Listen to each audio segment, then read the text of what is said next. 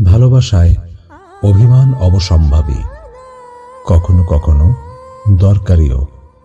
কারণ যত্ন পেলে অভিমান হয়ে ওঠে আরো গভীর ভালোবাসা, আরো অন্তরঙ্গ অনুভব। কিন্তু ক্রমাগত উপেক্ষা ও অপমানে অভিমান রূপান্তরিত হয় অহমে, আর অহম একবার জেগে উঠলে তা ধ্বংস করে দেয় সব। সেই ধ্বংসস্তূপ সরানোর সাধ্য কারও থাকে না, ভালোবাসারও না।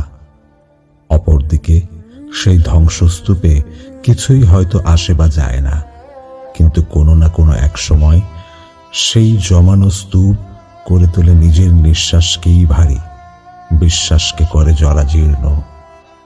তখনও সেই ধ্বংসস্তূপ সরানোর সাধ্য নতুন করে আর কারো থাকে না, ভালোবাসারও না।